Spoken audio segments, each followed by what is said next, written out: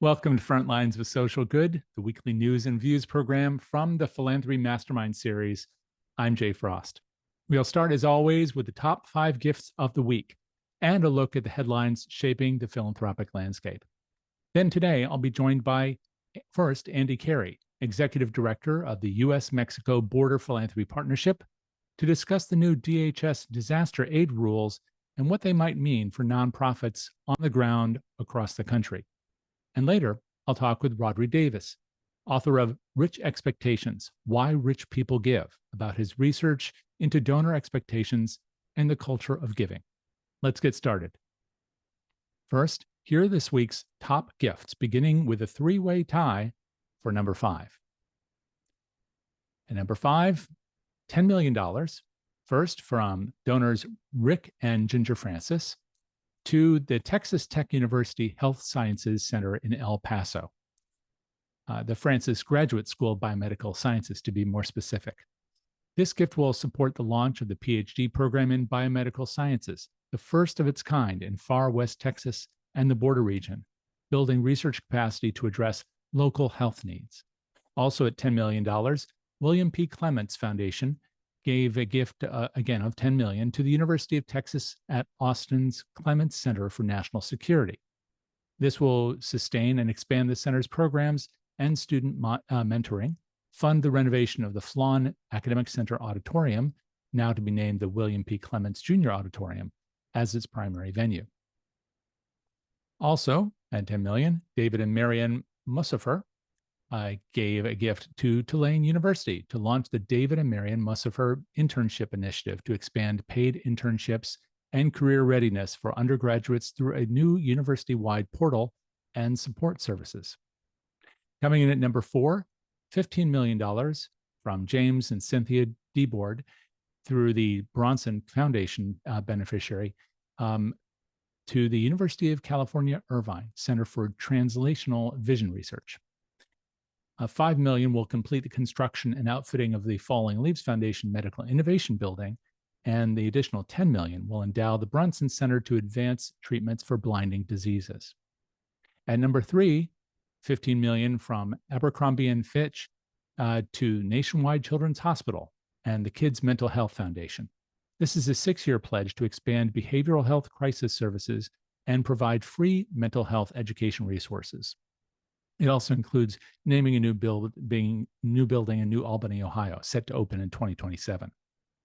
At $20 million, number 2, Jennifer Leichner Litowitz and Alec Litowitz to Northwestern University Center for Enlightened Disagreement.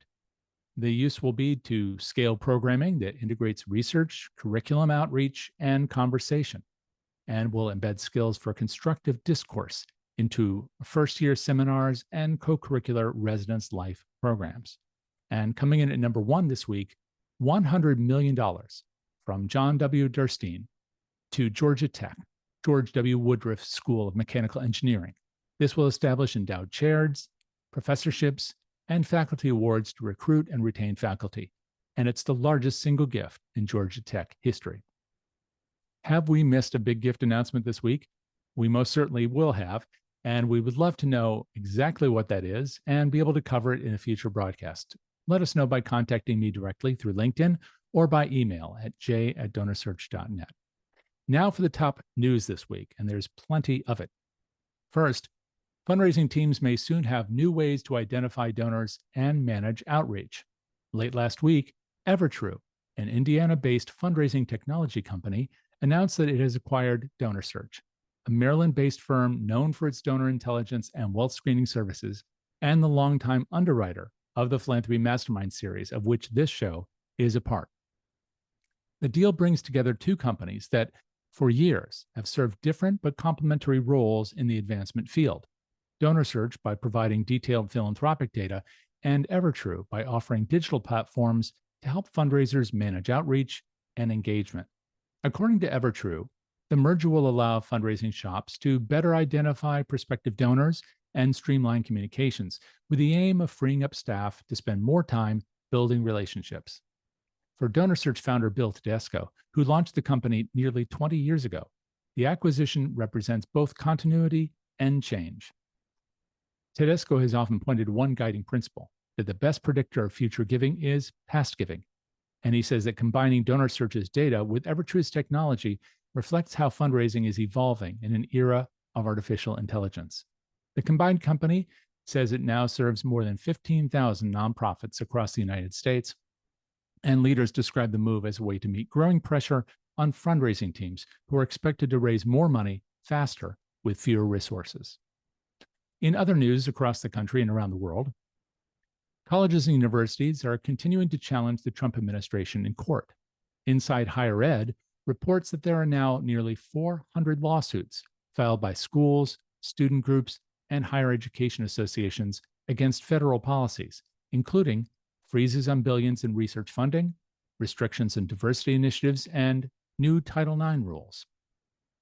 Many early rulings have gone in favor of these institutions, underscoring how legal action has become a primary tool for universities to defend their independence and ensure access to federal resources. More on that story in episodes to come.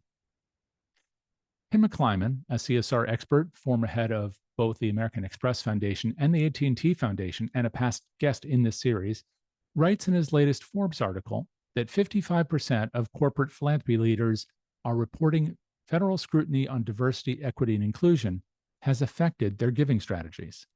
Citing a new survey from the Conference Board, he writes that more than a quarter of companies are pulling back from politically sensitive issues, and 60% are adding more legal and compliance oversight of their corporate giving programs. Still, 2/3 expect their philanthropy budgets to remain stable through 2026. The New York Times reports that the Trump administration has taken its dispute over $4 billion in foreign aid to the Supreme Court. The funds, approved by Congress, were frozen through a pocket rescission, a rarely used authority that allows the executive branch to withhold appropriated money.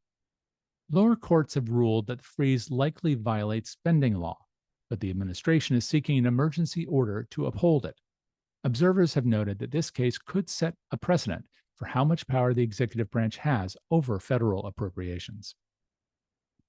In Boston, a federal judge has ruled in favor of Harvard University in its challenge to the administration's freeze on more than $2 billion in research funding allocated to Harvard University.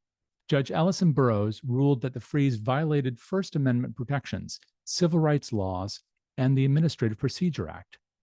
She also found that accusations of anti-Semitism were used as a pretext for imposing ideological requirements on universities. The ruling restores Harvard's federal funding, but the administration has already filed an appeal, and the ultimate outcome remains unresolved. New data from Business Wire shows that 52% of federally funded nonprofits report financial instability following recent federal budget cuts.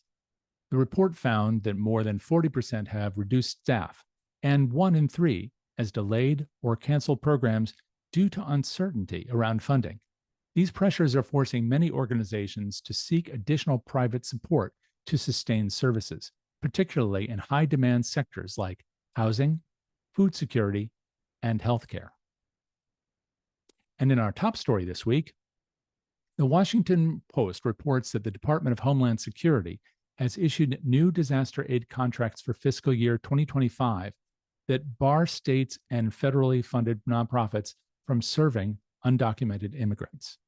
The contracts also require recipients to cooperate with immigration enforcement, share immigration status information, and permit federal agents access to facilities. In addition, they prohibit the use of disaster funds to promote diversity, equity, and inclusion programs. Disaster response networks, including faith-based organizations like the Salvation Army and the Red Cross, warn these requirements could limit emergency support for mixed status families, conflict with local privacy laws, and slow relief efforts. National Voluntary Organizations Active in Disaster is hosting forums to determine whether its members will sign contracts under these terms. To explore this issue in greater depth, I spoke with Andy Carey, Executive Director of the U.S.-Mexico Border Philanthropy Partnership, a network of nearly 400 organizations advancing prosperity through leadership, collaboration, and philanthropy in the U.S.-Mexico border region. In this segment, Andy examines the potential consequences of the new rules, how nonprofits are evaluating participation in federal response systems, and what these decisions might mean for nonprofits serving diverse communities across the country. Here is that conversation. Andy, thank you very much for taking time to talk today about an issue that I think is quite important, but it's very close to the work I think you do every day. It's wonderful to see you again, Jay, and thank you for this opportunity. I know that the reason we're talking at this moment is because the administration has recently at least vocalized, I don't know if this is policy yet, but they've vocalized an intent to make it more challenging, I think, for nonprofits and those in the philanthropic community to offer services that might be federally funded uh, to undocumented individuals in the US. Can you help us to understand what that is? Is that a pronouncement? Is that a policy? And what effect does it have? You are raising a very valid point. The reductions in federal grants across the United States and around the globe as it relates to foreign aid are truly impacting delivery of services, whether it's feeding the homeless or caring for undocumented immigrants, or whether it's foreign aid, teaching kids how to read in Guatemala, or providing food security assistance. The cuts are draconian and unfortunate for the greatest country in the world. We can certainly walk and talk at the same time, and I think we do have enough funds to be addressing all of these issues. And it's not clear yet what the savings is intended for. And so that's a big problem. But Congress has approved funds to go abroad to serve locally, and the administration is choosing not to spend them. So there will be some changes coming, I think, at the ballot box in the midterms. Well, and taking it out of the political sphere to just the day to day, what kind of implications does this have for organizations that maybe don't have a great deal of funding outside of government funding, whether that's state, local, or federal? It's really important to understand that when you run a nonprofit, you really need to have a diverse source of income sources. Fortunately for our organization, we've never received government funds from the United States government. Well, we did get a PPP loan, but like everybody else did, but we don't survive on government grants. So we earn our funds through our fiscal sponsor work. We earn our funds through membership affiliations. We get grants from foundations, we get sponsorships.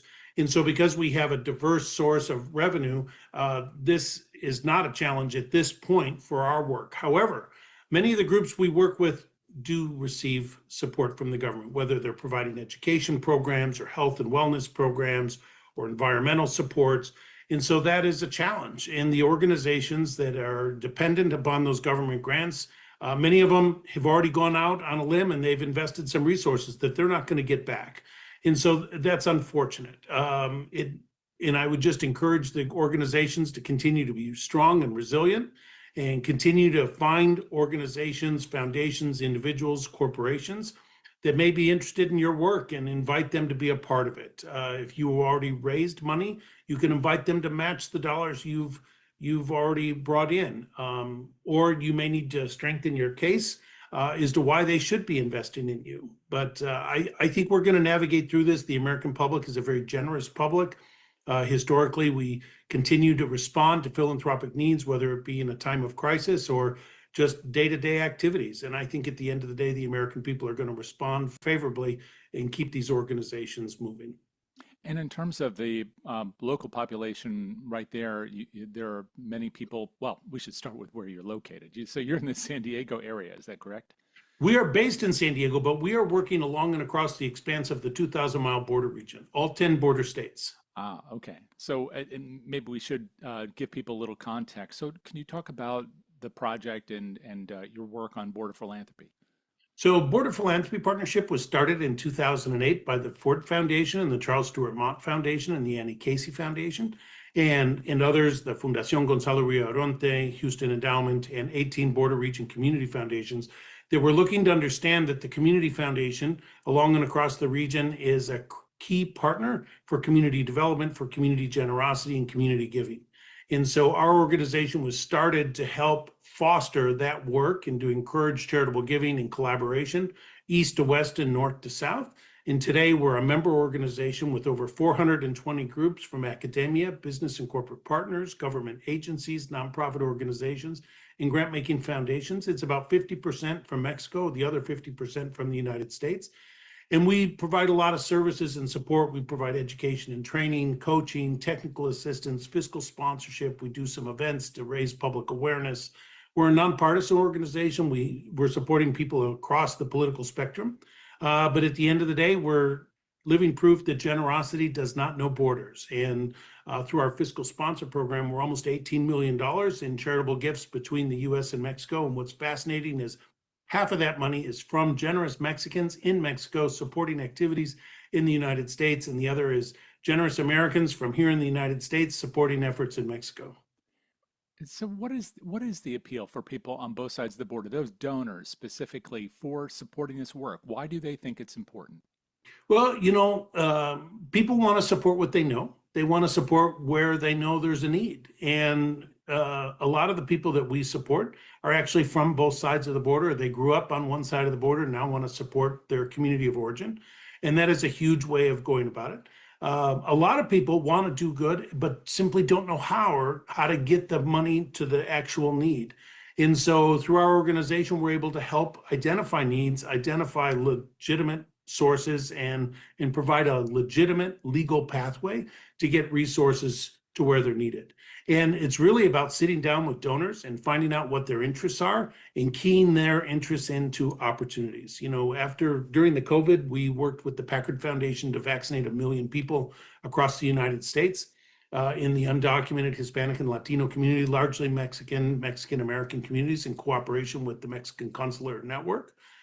But that work also inspired the Packard Family Foundation, the Packard Family Foundation, to also engage. And we worked with them to support migrant shelters along and across the northern border. So a lot of generosity is really just helping people understand where the need is and matching their interests and their philanthropic generosity to the cause.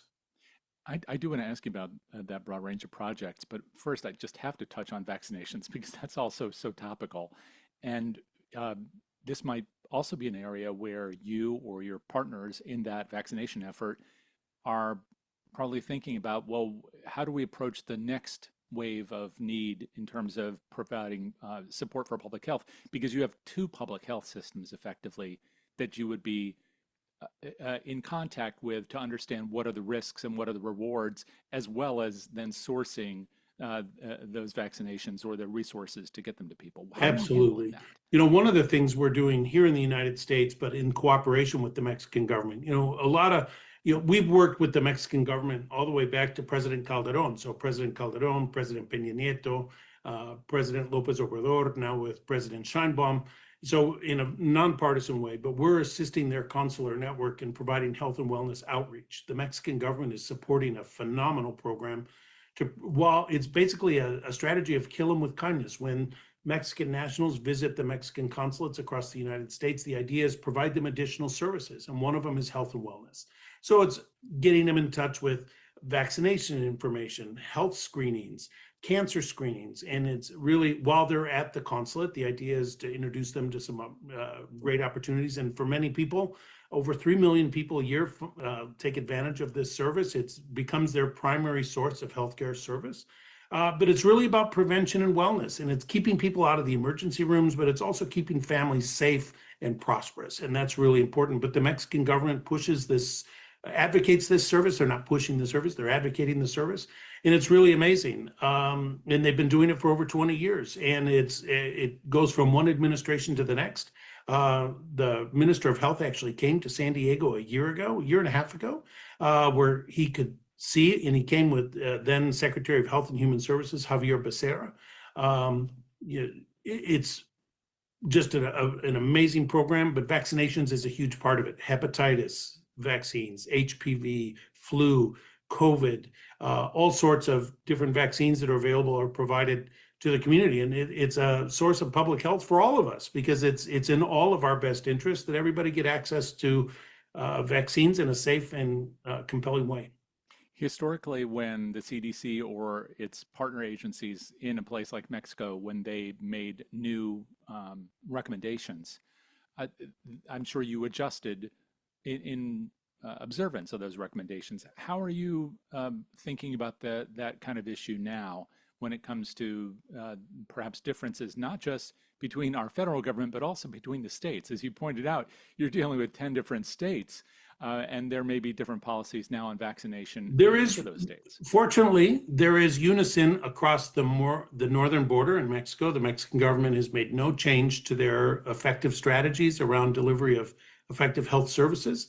In the United States, in the borderlands, New Mexico, California, Arizona, and Texas, so far, full steam ahead, no changes in the delivery of our work. There are some changes and recommendations that I think are coming out when the Secretary of Health and Human Services is making changes as to whether or not COVID-19 vaccines should be available. It'll be interesting to see what happens when the insurance companies, will they continue to pay for it? I don't think we have that answer yet. But the medical personnel, I follow the news of my doctor. I have a Dr. David Miller at Scripps in San Diego is just an amazing guy. He's been my primary caregiver for the last 4 years. I listen to what he tells me to do. I don't listen to an environmental lawyer from the Department of Health and Human Services about what vaccines I should or shouldn't have. And so I follow the advice of my doctors. And one of the things that happens is we bring doctors and nurses into the health and wellness activities at the consulates.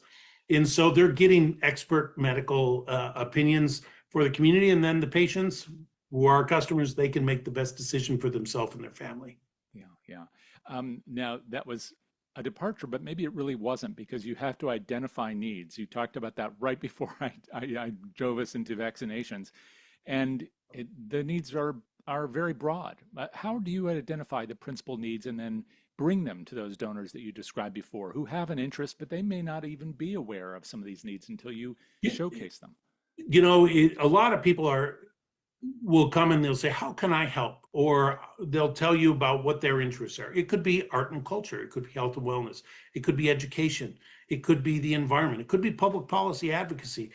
People have many different interests and a variety of support. And, we're supporting 176 different initiatives through our fiscal sponsor program, and that go across the spectrum of activity. And generosity is still alive and well in the borderlands, thank goodness. So, what are the hardest parts now, especially dealing in this relatively dynamic political environment, in terms of not just identifying needs and identifying donors and bringing them together, but implementing in a way that you don't have people kind of interfering with programs that you have agreement on that are important? It's a great question. The biggest challenge we have is the ever-changing story coming out of Washington. The ever-changing, we're going to new extremes as to what's allowed, what isn't allowed. The immigration raids are wreaking havoc on communities. People are afraid to leave their homes. And so those types of things are a problem. What's wonderful about the health and wellness outreach that we support is that it's in collaboration with the Mexican government. It is their program. It's not our program, it's their program, but we support it. We raise money to support it. We raise awareness about it. We help tell the community story about it. I'm honored to talk with you about it today. But what's key is that Mexico, as a national government, cannot be interfered with as they deliver services and programs to their people through their diplomatic outposts. And so the consulates are diplomatic safe zones. So the work that the Mexican government does, or other governments, with their people legitimately through international law cannot be interfered with. And so that makes it an effective program. And they also do, they call them consulado mobiles, where they actually go out into they'll use a community center or a church or some sort of a public space that will allow them to deliver their services. And then it becomes their diplomatic safe zone in another community. And that is very effective. And before I started on talking about the breadth of your programs, I did ask you about San Diego because San Diego is a community I know well, like you know very well. And it's a place that is one of these focus centers of this activity, especially now with these enhanced programs for deportation. What is it like to be there now, not just personally, but also institutionally in trying to provide these programs in that kind of environment? Sure. You can see it. I live in Escondido, and I can see where ICE raids are happening, where they gather around a business, or and there's historical precedents for this, unfortunately, in our community. Previous mayors partnered with Homeland Security to set up checkpoints where did it under the guise of driving DUI checkpoints, but they were really immigration checkpoints. Um, we really need the immigrants in our community are not our enemy. Sure, we support a safe and secure border, but there's different ways to achieve it. I think the border is more secure and safe today than it's ever been. And so, but that's been through administrations. Clinton, Obama, Bush, Biden, Trump again. The billions and billions of dollars have been invested in creating a safe and secure border, but we're not addressing the problem. For somebody to come here legitimately, if you're wealthy, you can come in next day. If you can start a business and create 4 to 8 jobs and start a business with about $500,000, you can get your immigration paperwork approved from one day to the next. But if you're a young gentleman who's 26 years old that does gardening work or agricultural work, it could take you up to 20 years. And so somewhere between next day and 20 years is a much better answer. And I wish our elected officials would spend some time getting to that answer. It shouldn't take 20 years to determine if someone can come in or not, and to help them do so legitimately. These people are not coming to vote. They're not coming to become citizens. They're coming to work. They need a dignified existence. There's 4 reasons people migrate northward. Climate change is hurting them, violence in their community, chronic malnutrition, and an opportunity for a dignified life. When we can start answering those things, people would want to stay in their own countries. But we need to work on it. And it's not just the United States. Canada needs to help us. Great Britain needs to help us. France, Germany, Japan, all the big countries in the world, Russia, China, they all need to engage and support this effort, because people are not just migrating to the United States, they're also going into Western Europe. Anyway, it's a global phenomena that the global powers have yet to address adequately. And so, to the nonprofits out there who are most of our listeners, what is your advice to them as they embark on thinking about these border issues in a way? You've been working on them for a long time, because now the borders are, as you just described, they're virtually everywhere as people move around the world for a variety of reasons. What kinds of things can nonprofits do to serve the communities where they live, regardless of where people may have come from? I would encourage them to figure out what their strength is and to do more of it. New programs can be great, but if it's not your strength, you might be missing the boat. So really focusing on what your strength is. We've identified 6,000 US-based foundations that want to support charitable activities every year in Mexico. So there's only 300 grant-making foundations in all of Mexico. So let's make matches between those 6,000 and those projects. There's thousands of foundations across the United States that could be interested. And if you need help, I would invite your listeners to come and contact us. We provide a service to our member network called Candid.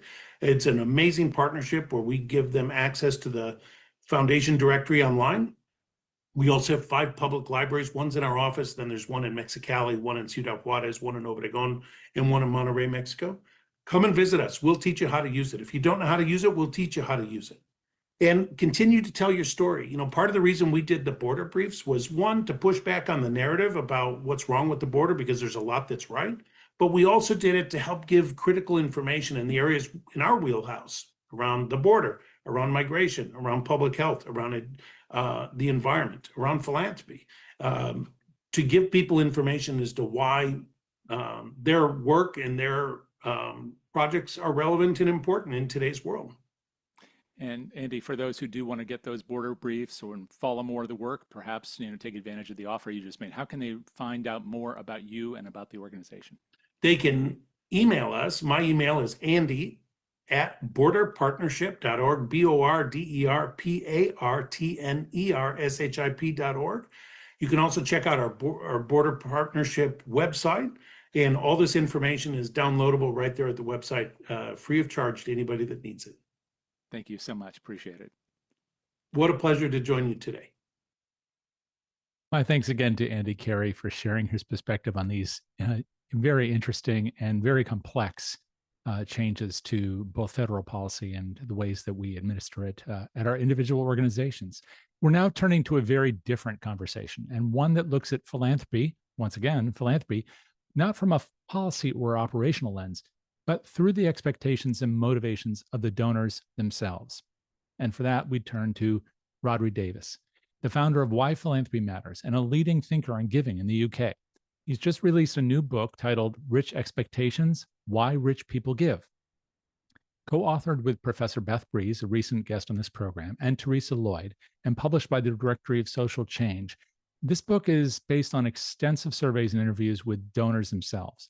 It explores how expectations about the role of philanthropy in society, about why and how wealthy people give, and about the relationships between donors and charities shape the way philanthropy works. We caught up with Rodri to talk about the book, its findings, and what they tell us about the culture of giving today. Here is that conversation. Thank you so much for being willing to talk about your new book. I'm very excited to hear about it, what led to it, et cetera. Is this coming out just in a week? Is that right? Or just a week ago, rather? Yes, so it's out just last week, so a week ago today, certainly in the UK, and I think the Australian edition is out already. I think other editions are going to be available possibly in the next couple of weeks. And this is a collaborative effort. I mean, there are three of you who have worked on this. Talk about that a little bit. Yeah, so absolutely. So it's three of us. So it's myself, it's my colleague at Kent, Professor Beth Breeze, and then Teresa Lloyd. So, I mean, the backstory is that Teresa started this whole project 20 years ago, more than 20 years ago. So she wrote the first book, Why Rich People Give, in 2003. Then 10 years or so later, she decided to team up with Beth and do a follow-up book, which was entirely rewritten, but kind of took the same approach and looked at how things had changed. So they did a version. And then almost 10 years later, Beth got in touch with me and asked if I'd like to work with her on a third version of the book, which we did, and with Teresa's help as well. So it's great that she's been involved since the very outset of the project. There must be a lot of change that's occurred over that period with the people that you interviewed. Did you interview the same body of donors that were visited in the first and the second books in the series? So it's interesting. It's been kind of iterative. There are definitely some people who have been involved in all three. So we've kind of spoken to them various times over 20 years. But each time it's kind of expanded and changed, partly because obviously some of those people have passed away, so it's no longer possible to talk.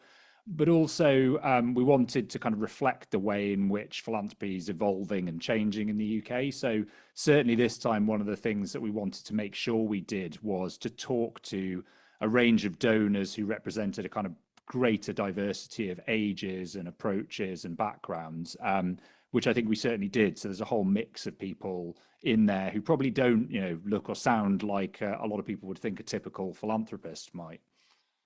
Well, maybe that's a good place to start because the title, once again, is Rich Expectations. And that makes me think of a lot of things, including Dickens, but maybe we don't need to go there. Maybe you want to go there. But I'm curious about first definitions. I always love those. And you do a lot with your work, philanthropisms, and et cetera, in really defining terms and also understanding their history, which I love. Talk about what is rich in this context. So yeah, it's not a hard and fast definition, although if you look, there's all sorts of methodological stuff in the book about what the sample of people that we spoke to was. So I should say, the book is largely and primarily kind of based on interviews with over 80 wealthy donors based here in the UK. There's also information and data from a research survey that we did with a group of donors as well. And as I say, the definition of rich goes pretty broad, but it certainly stretches from those who kind of have, are giving in the tens or hundreds of thousands per year up to those who are giving in the kind of tens up to maybe even hundreds of millions each year. So it's quite a variety, which I think reflects an important thing, which is this idea that philanthropy, as a whole, is not just the preserve of the very, very wealthy. They are important, but there's this whole long tail of philanthropy, which involves people who certainly have significant amounts of money and are giving a lot and, doing a lot in their communities and at a national level, but aren't necessarily the kind of Bill Gateses of this world. So I think it's kind of shining a bit of a light on that. Right. Well, it sounds like there's room for interviewing people who are the future Bill Gateses of the world, if you're really looking at that kind of breadth. Yeah, absolutely. And one of the things that we did and we were keen to do in the sample for this is to speak to some of those kind of next generation philanthropists. And certainly some of the most interesting conversations I had were with people who were within families that had made wealth, but they were perhaps not the generation that had created it originally, but were very heavily involved in the family's philanthropy. And some of what they told us about how that worked and the good and the bad of those kind of family dynamics and how, you know, their approach and their views differed maybe from their parents and their grandparents was really interesting.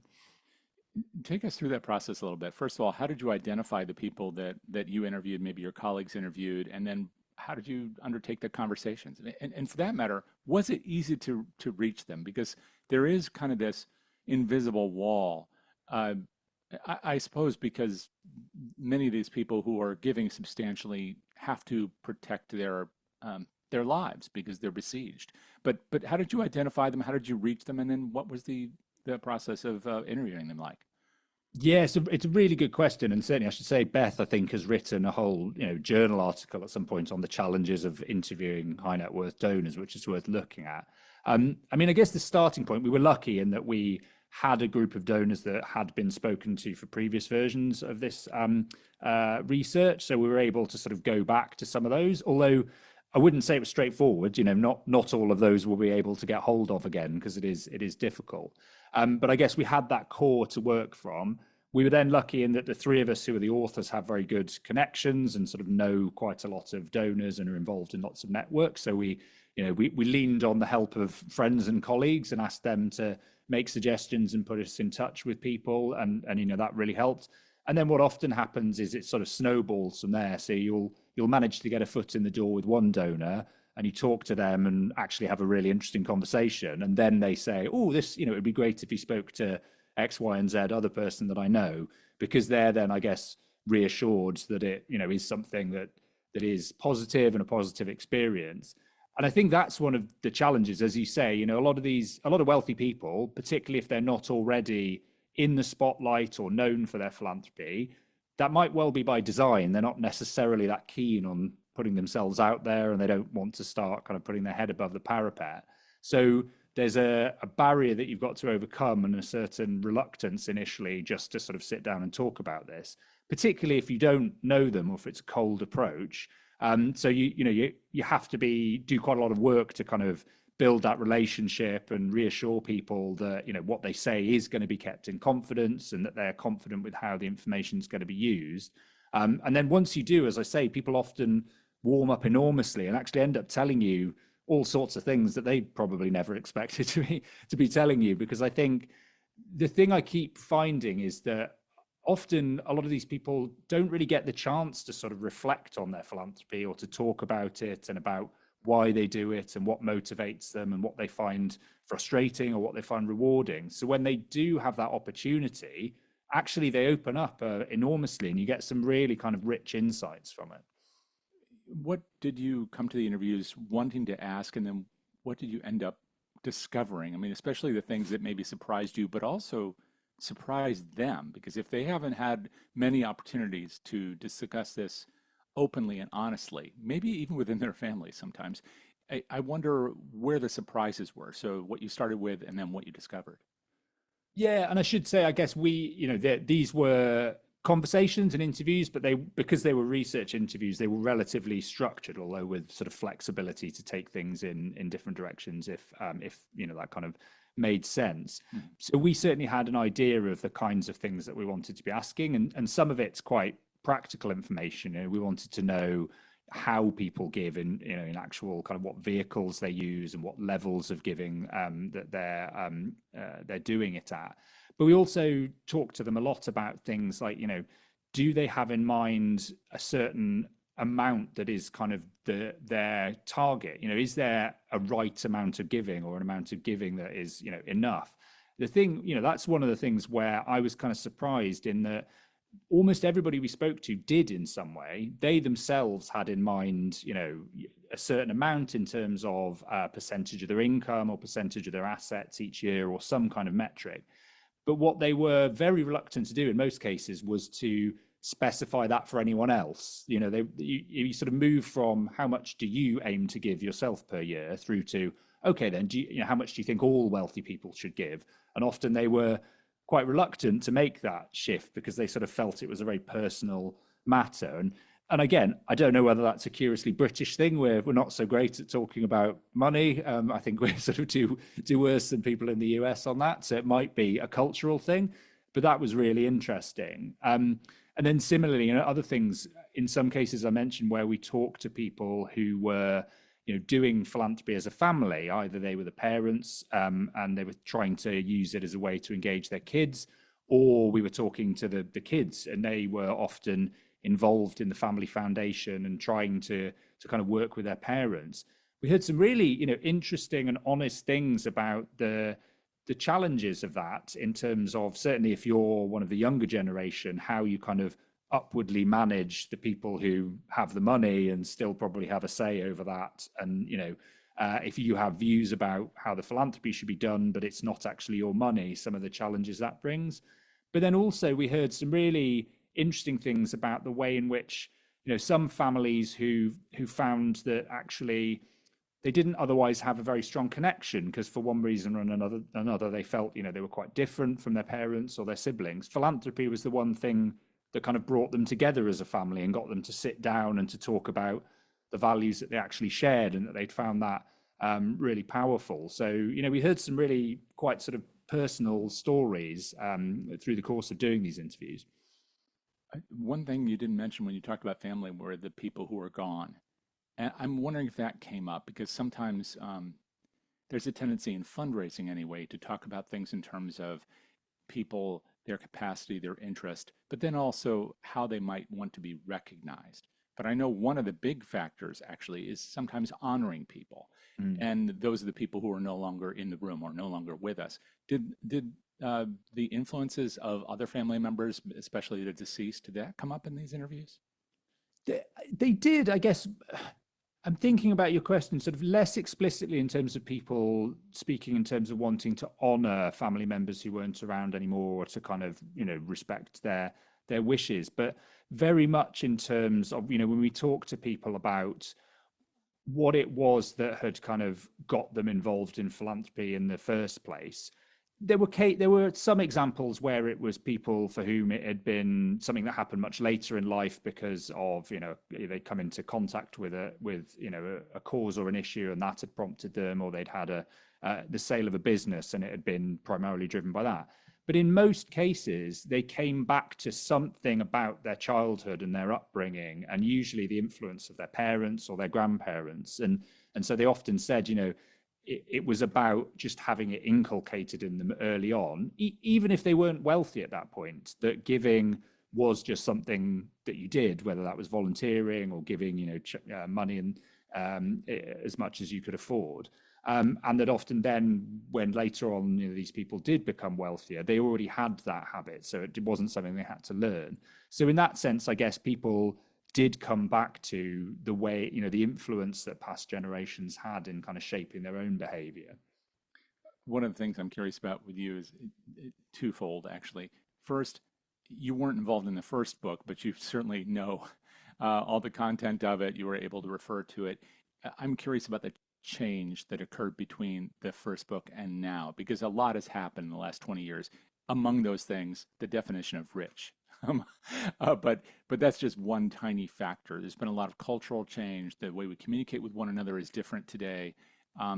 So what are the big changes that you saw in that period? And then I'm going to ask you to go a little deeper, because you do that with your own podcast, and it'll be interesting to hear about this tiny slice of time where so much change has occurred, but maybe then even look longer. Yeah, absolutely. And there definitely have been changes over that 20 years. I mean, I think the one that anyone who works in philanthropy in the UK certainly would note is a big cultural shift in terms of just being willing to talk about philanthropy and be open about it. I mean, I know I said earlier that there are many philanthropists out there who still don't necessarily want to be very open, but from where things were 20 years ago, where it was virtually impossible to talk to anyone apart from a very small handful of wealthy people about their giving, people are, there's a much broader range of philanthropists out there at varying different levels who are kind of willing to talk about what they do. I think the other thing that that I certainly noticed this time, perhaps even compared to 10 years ago, was a level of sort of self-analysis and reflection from those philanthropists about some of the reasons why philanthropy might come in for criticism or critique, and what some of those critiques are. And what we found actually was almost all the donors that we spoke to were very well aware that there were lots of sort of criticisms out there about philanthropy.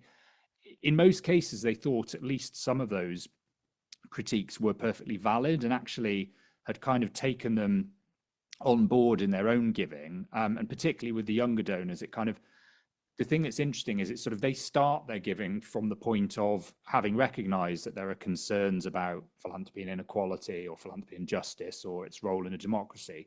It isn't something they have to learn later on and then kind of revise their philanthropy. They sort of start from the outset.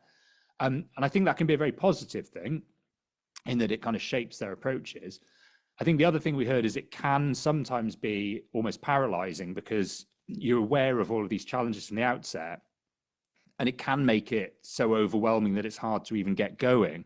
So one of the things we heard from all the donors that we spoke to was this idea that sort of sooner or later you've just got to do something.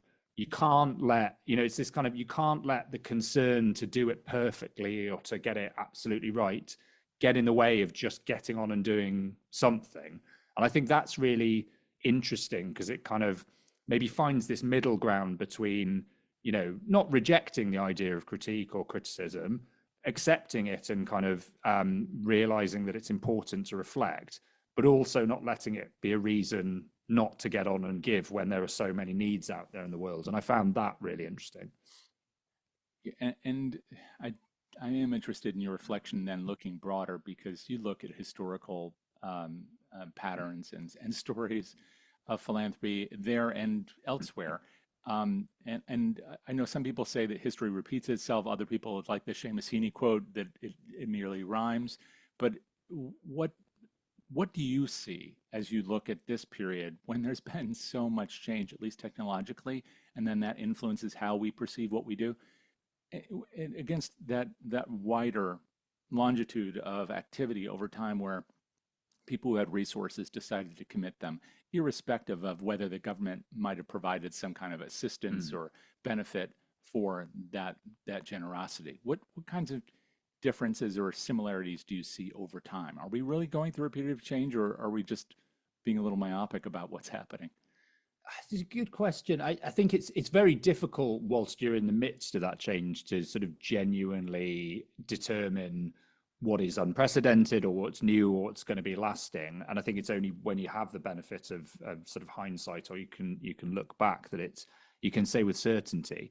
I think to some extent there are plenty of things about the moment that are, as you say, if not cyclical, at least echoing or rhyming with points in the past. That we stand undoubtedly at a moment of major wealth inequality in societies across the world, and as a result, I think the philanthropy that's taking place now, it constantly strikes me how many echoes there are between some of the critical debates about philanthropy now and some of those that were around in the early 20th century in the US, particularly in the sort of Gilded Age, where there were concerns about the influence of very large endowments and very large fortunes being distributed through philanthropy, both on sort of democracy and society. I guess what's maybe different, I think, and I think, as you say, quite a lot about this, what's genuinely new. One thing is that it feels as though the focus on how you do philanthropy with concerns about justice and power and inequality in mind has become more mainstream. So I guess what I mean is there have always been outliers within the world of philanthropy who try to do things in different ways by, making foundations time limited or trying to involve grantees in decision making. But they were almost curiosities. You could kind of, pick them out, and there were a handful of them. I guess what feels a bit different maybe is that there's slightly more of a critical mass. And even though that's certainly not the mainstream of philanthropy yet by any means, when you look at the number of examples of people doing philanthropy in slightly more kind of radical justice focused ways, it does feel as though there's actually more of a groundswell there. And maybe that's, to do with the capabilities of technology that allow people to sort of form communities more easily and to be aware and to sort of develop those networks. So I think, it's interesting to see that, because I think that is potentially something that's sort of genuinely unprecedented, that that's been able to get to that kind of scale. I think one of the things that sort of struck me in doing the research for this book, and I was talking to a group of people about this the other day, is in the context of that sort of awareness of all of the potential kind of critiques of philanthropy. And again, I don't know if this is particular to the UK or whether you feel this in the US, but there was a real sense that a lot of the people we spoke to were quite uncomfortable with at least the language of philanthropy, if not the concept, and that many of them kind of rejected the term. They told us they don't like to be known as philanthropists. They don't like the word philanthropy. They think the sort of connotations that it has are very paternalistic and old-fashioned. I think the challenge is nobody quite knew what the better language was, and that there's this challenge of, well, we feel like we're all talking about some kind of coherent idea, and we want language to refer to it, but the language we're currently using maybe isn't ideal because it kind of, as I say, has those connotations and implications. There were a few, I think, who embraced it more fully and said actually they thought it was a great word and they liked all of that. But I was struck that the majority kind of were uncomfortable. So I wonder, at this moment in time, whether that reflects a sort of a wider sense that philanthropy as a whole is kind of taking a look at itself and trying to work out, what is it? Is philanthropy, primarily about wealthy people and what they do with their money? Or is it that kind of much broader church of everyone giving at all sorts of different levels, whether that's money or whether that's time or whether it's other things? And, I know that's a kind of wider ongoing debate, but it was interesting to see that it was very much on the minds of these wealthy donors that we spoke to. And it's something that is true of the discussion about all of the language we use about the sector as a whole. The use of the term third sector in the UK and Europe is not something we typically talk about here. We use the term nonprofit. I don't know how many people are really in love with that term, because they say, well, we don't like to be something that's not something. We'd rather be something that is something, but we haven't found the language for it yet. So part of this I know is maybe a linguistic challenge as much as a cultural one. But, as you've been through this now, writing this, but also looking at this, is there one thing that sticks out? Like maybe a comment that one person made that really for you crystallized how people are thinking about these issues at this time? I guess it's not a single comment, but I would come back to the word that's there in the title of the book, expectations, because the reason we chose that was because so many times in the conversations that we're having, the idea of expectations came up in different forms. And it was clear to us that one of the challenges for philanthropy is that there are all of these different expectations. There's the expectations we all have of the wealthy to do something good with their money. There's the expectations that they have of themselves and of each other about how much they give and how they give. There's the expectations they have of the nonprofits they're working with, and the expectation those nonprofits have of them. So I think, this framing of expectations captures a whole bunch of different things. But the thing we also found was very often those expectations are not explicit. The challenge is that they're there, but nobody's clear about what they are. And so often when things go wrong with philanthropy, either in terms of, individual relationships or as a whole, it's because actually, one side had one set of expectations that didn't match up with the other. And if everybody had been clearer about that from the outset, it might have been fine and you might have been able to work through it. But the challenge is that nobody was clear, and then, frustration builds and eventually things fall apart. And so I think one of the lessons, hopefully, that the book kind of brings out is that actually, if we can unpick what some of those expectations are and just try to be much clearer about them, then we know, where we agree and where we disagree, and hopefully we can kind of, avoid some of those same pitfalls in the future.